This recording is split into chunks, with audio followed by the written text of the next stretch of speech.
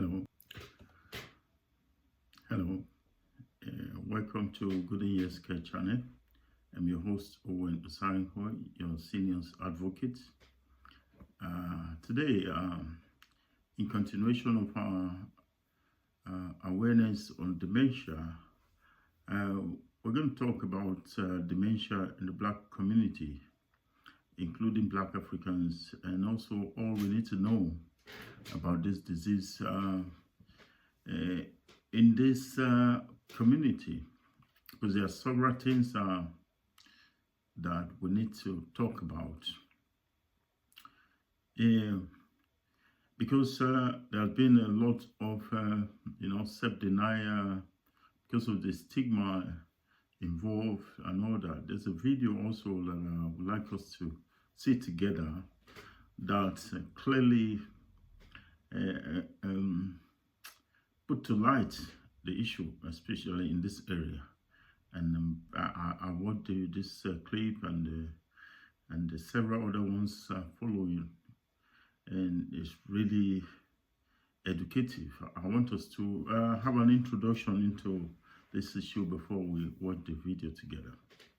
Now, dementia in the Black community globally, the prevalence and the impact it's having on the community. Black people globally, including Africans, Americans, and Black Africans, face disproportionately higher risk of developing dementia. In the US, Black Americans are twice as likely as white Americans to develop Alzheimer or another type of dementia. And also in parts of Africa, dementia is underreported, underdiagnosed, and often misunderstood as part of normal aging or attributed to supernatural causes, which is absurd. Now, why the disparity? You see, in number one is a higher risk of medical conditions. You see, hypertension, diabetes, stroke, HIV in sub-Saharan Africa, and also cardiovascular diseases, all associated with increased dementia risk. Secondly, low awareness and health literacy. Many Black families may not recognize early dementia signs as medical conditions. Memory loss may be seen as normal aging or just being forgetful. Thirdly, cultural belief and supernatural spiritual interpretation that are given to such a phenomenon. Because in African culture, dementia is often interpreted through traditional, religious, or spiritual lenses, seen sometimes as witchcraft, punishment, or ancestral disturbance. And this may lead to isolation, neglect, or abuse of affected individuals. In some cases, even families, become embarrassed or ashamed to say that their elderly loved ones or parents have dementia. In many African settings, dementia is not recognized as a medical condition, but as part of spiritual or cultural explanation. And we also need to look at this self-denial and the stigma. Self-denial. Many elders deny symptoms for fear of shame, weakness, or being seen as a burden. Families may dismiss or downplay signs to avoid diagnosis or societal scrutiny. They sort of just prefer to put it away. Because also of the stigma that's associated with it. Dementia is often associated with madness, mental illness, or causes in some African and diaspora communities. Affected individuals are sometimes hidden from the public, denied medical care or social engagement, blamed for their condition. Stigma is a major barrier to dementia diagnosis and care in Africa and Black communities worldwide, according to World Alzheimer report in 2019. Now, types of dementia in Black populations. Some types appear globally, but vascular dementia may be more prevalent due to cardiovascular risk, which start with Alzheimer disease, vascular dementia, Lewy body dementia, frontotemporal dementia, also HIV-related dementia, notably in parts of Africa. Now, the challenges in diagnosis and treatment. In Africa, there is a severe shortage of neurologists and geriatric care services. In the diaspora, medical mistrust, disparities in care delay also the diagnosis. Dementia is often diagnosed at large stage, reducing treatment effectively. Now what needs to change in these circumstances? Number one is the culturally grounded awareness. We need to use churches, mosques, markets, and radio to educate communities. Normalize talking about forgetfulness or changes in behavior without shame. These things need to be emphasized upon, talk more about, not in the form of shameful issues, but to be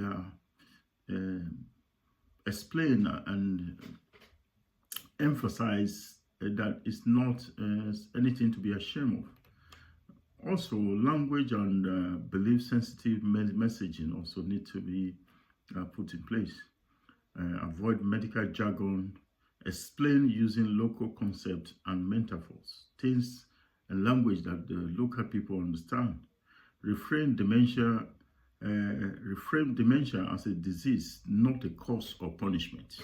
These things need to be emphasized upon. Also, we need to train more Black and African health workers, train doctors, nurses, and traditional healers to recognize dementia symptoms. Also, to collaborate with faith leaders and elders to support early care setting. We also need to support early care seeking so that the issue will be dealt with as early as possible. Fourthly, community support needs to be put in place. Offer caregiver support groups tailored to cultural norms and religious values. Provide also respite care and home visits where institutionalization is stigmatized. Now, these things we need to emphasize upon because it has been a serious issue among the Black community, especially in the form of denial, the stigma, and the shame. In most cases, even the very families that have their loved ones in this condition prefer to lock them up or even talk about silencing them for because of the shame or stigma they think that's associated with it. This is the more reason why these things need to be emphasized upon. That's why videos like this become very much in handy in educating our people about this issue. It's not a disease that is that should be associated with punishment or witchcraft or whatever. Those things may exist, but they're not related to this. This is a sickness that affects all type of people globally, and it needs to be addressed promptly. So please come with me as we watch this video together, and also help in sharing and subscribing to this channel, because we focus fully and mainly on adult social care and how to respectfully, with dignity and love, look after our elderly ones, because they are the ones that need to be cherished. Thank you once again for watching. Come with me as we go through this video together. After diagnosis since 2011,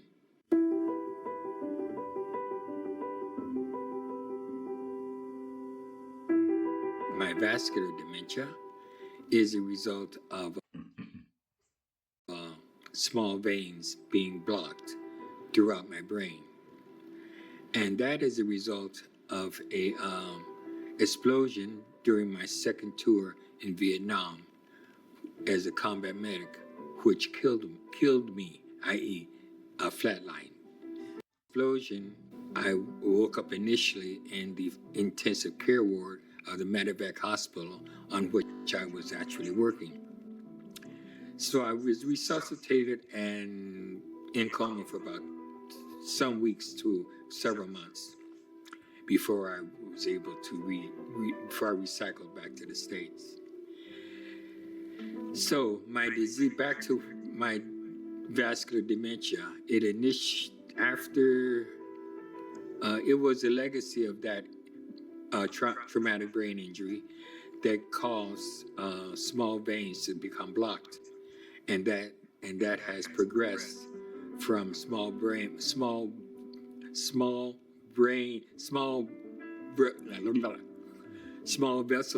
blockage, small vessel disease to vascular dementia. So my particular dementia is not actually disease-based. So it is much more erratic than typically say Alzheimer's. As it only increases, my deterioration is based on more and more veins becoming blocked. So at some point, enough will be blocked that my drop-off will be very, very rapid. So it's a little different than say Alzheimer's that tends to progress quickly, but more consistently over time. Now, it's given me, as dementia does, it takes away as well as it gives.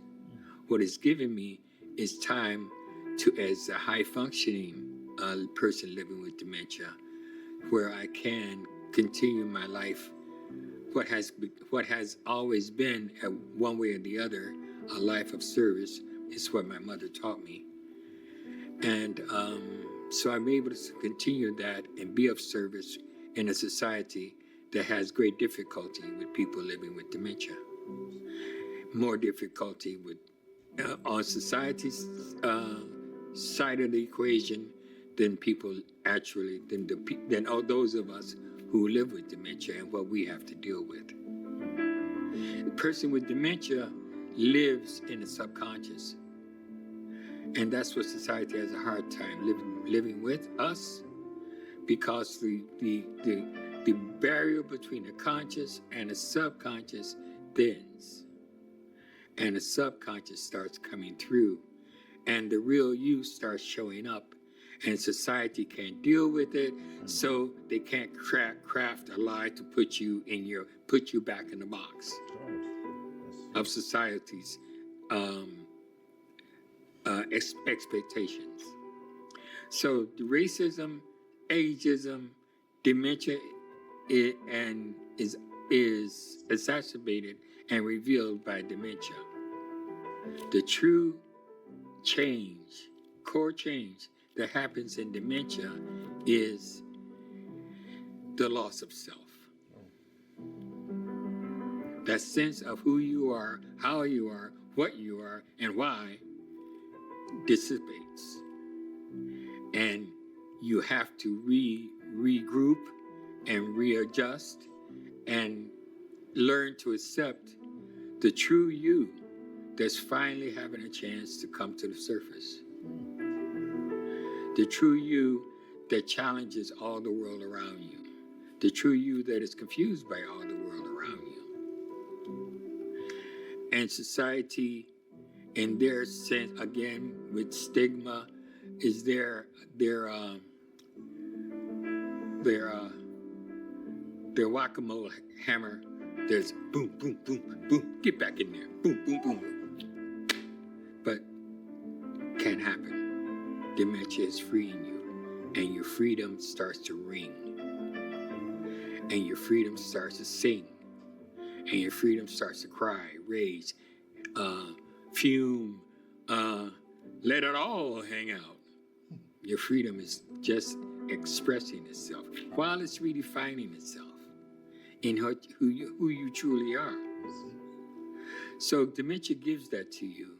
And stigma is, again, as I mentioned, a way society is trying to control you, even if it means obliterating you. Because what the point about stigma is, society's not trying to save you, they're trying to save themselves. You can't stop it. You can't declare war against it. You can't redirect it. You can't reason with it. You can't co-opt it or play with or outmaneuver it or negotiate with it. Dementia doesn't care about society's norms or society's fears. Dementia is dementia. Terminal, yes, terminal is the reality of dementia. But my basis of hope is perhaps a little different.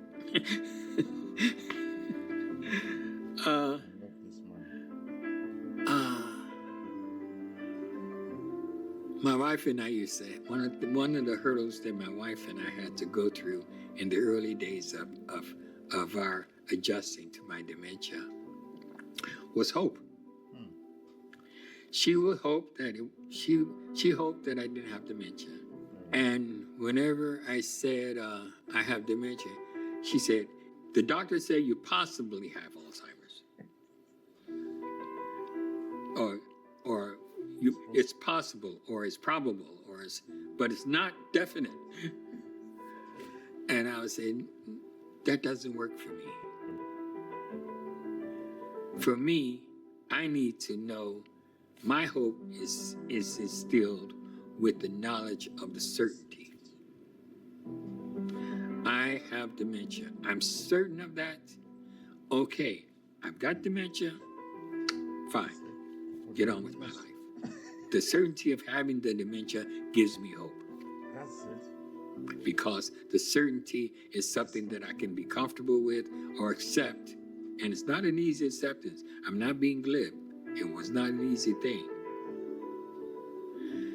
The acceptance of it now gives me hope because the certainty of it is such that I need not worry about it. Wow. It's just there. And I get on with my life. So I have hope in this certainty. As I have hope in the revelation of the my true self coming out. That's hope because my true self is coming out. I'm accepting it and I'm glorifying in the fact that I can finally be me, and that's the way it is. I live in an alternative reality. It is a reality that is real as this chair I'm sitting on, and the floor I'm touching, and the air I'm breathing, and everything I'm seeing around me. It is that real. All senses are fully engaged. And the closer, the more dementia progresses, the stronger that alternate reality becomes. And the weaker the world that is around us becomes. So our consciousness slides into the alternate reality more and more and more, and we are less and less here. So we are the hourglass is flipped, and we are aware of our world around us as we are aware of dreams, the voices in our subconscious. Our true reality, our true consciousness is in the alternate reality. When I wake up in the morning, it's a struggle because my alternate reality is strong and I'm sitting next to my wife and she watches me slip in and out, in and out. And as I slip into it, I'm still there, but nothing's there. And then I come back to, oh, okay, I'm back again. And we talk a little further, and I'll slip again. She would say, "You're having a hard time being here?" I said, "I'm here, but I'm elsewhere. I know you're there. I feel your presence, but I'm elsewhere." And I have no inclination of no desire to communicate with you directly when I'm elsewhere, because I'm there and I'm communicating there. And it's hard to let that go because it feels so comfortable. It feels so, nice to be there. Then having to come back and be here, which does not feel much fun in comparison. In my world right now, I do that sitting next to my wife. I'll be having conversations with whoever's in that reality with me and talk about things, discussing, have full-on discussions. I say something, I'm listening to someone talking with me, and then I answer them back, and we have a conversation. My wife can only hear my side of the conversation, so she has no idea who I'm talking to. She gets the gist of it by my responses, but she doesn't really know. And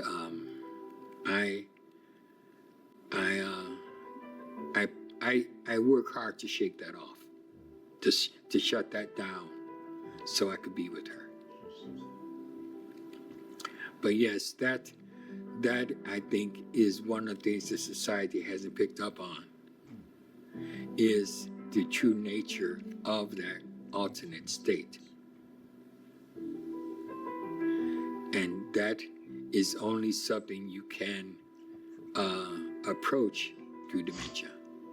The door opens, and you walk in, or float in. And that's another thing about it. The what we call keystones of reality, up is up, down is down, right, left, hard, soft, they don't exist in that alternate reality. And that's kind of the fun of it.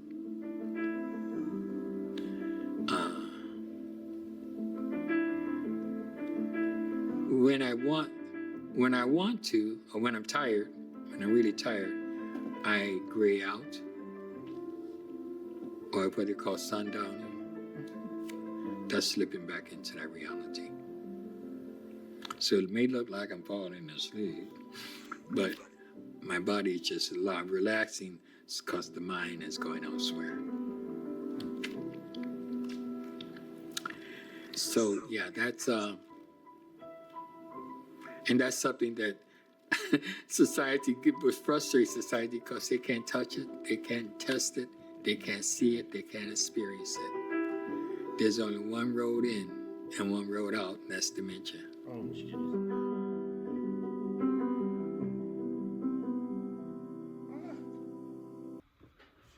Hey,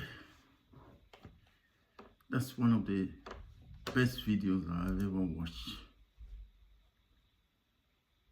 regarding dementia.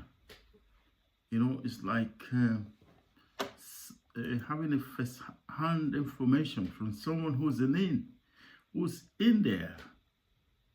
There's no other way no one else can explain it better unless you're experiencing it. And this man still have the capacity somehow to be in that position and be able to explain a little bit about what he's going through. He has described it as living in the subconscious, you know, sleeping in and sleeping out, alternate reality.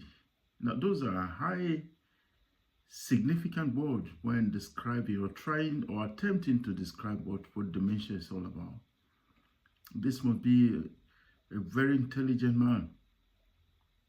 And God has given him the ability to be able to have both ways to explain it a little bit, to give insight to it. And he talked about how society is now interested in really knowing about this, how all they care about is their own defense. They're locking you back in that box, living in denial, you know. They're trying to only talk about the perfect world. There's nothing like the perfect world. If you want to talk about the perfect world, it must be all inclusive. And this particular video, you know, I've watched so many videos and discussions on dementia. It can be from maybe the medical point of view, a medical doctor, or after an experiment, or a lot of research trying to explain it, but nothing has been this much, had so much impact on me in terms of understanding it. And situations like this kind of video should be one of the videos that whoever is really interested in getting a solution or trying to make a serious global awareness on dementia, they should study videos like this and try to also get more facts from someone like this who's still living in it and have the capacity to express himself and talk about the situation firsthand, you know. And as he described it, you are in a different type of world, in a different world, different existence. He said anytime he's tired, he just slips back in and it's more comfortable out there, whatever it is. But, you know, once in a while, many of us have gone through this type of situation. When you're so tired, it's just like when you are so tired and sleepy, you don't even want to get up. You're more comfortable out there in the other world. And anything that want to drag you out to this reality, because that, as he described it, alternate reality, it's a different world entirely. And I can try and understand or compare it with, you know, situations like when people get high on whatever stuff and they feel they are, you know, in a different ecstasy or whatever way you want to describe it. They don't want to get out of it. You know, this is more something like that. And there's nothing to be ashamed of. And I'm glad that this particular video or discussion is being emphasized on among the Black community. We need to know more about this. We need to watch videos like this, listen to people who are in this situation, and understand that whenever any member of our family or loved ones or parents or anyone close to us that we know have dementia or are going through issues like this, you know, it's nothing to be ashamed of. The more we know about it, the more we're ready to deal with it, and the more we will be in a position to assist those that are going through it. There's no way else to describe it unless you are in it. That's the best way to describe it. And if you still have a little capacity of expressing, just as he has been doing on this video, about what is going through, you know, it's like living the best of both worlds. But thankfully, or hopefully, just as he put it, you know, we keep, as in human nature is, we keep hoping for better things, hoping it's not there, hoping, wishing is never really what it is. But just as he said, it's better to deal with it the right way, accepting it for what it is and having the courage to move ahead and say, what next? Yes, what next? You have dementia, and then what next? Instead of denying you don't have it, because the earlier you accept the situation and take whatever remedy or precaution or medication or management procedure as early as possible, so that all other consequences that will follow by the time it gets nearly too late, then to avoid such issues. That's the reason why we need to create more awareness. Thanks once again for watching this video with me. I don't know if you have been impacted by this video the way I have. Please share, like, and subscribe to this channel. There are going to be more and more of such videos that we'll share. Thanks once again. See you in the next video. Bye for now.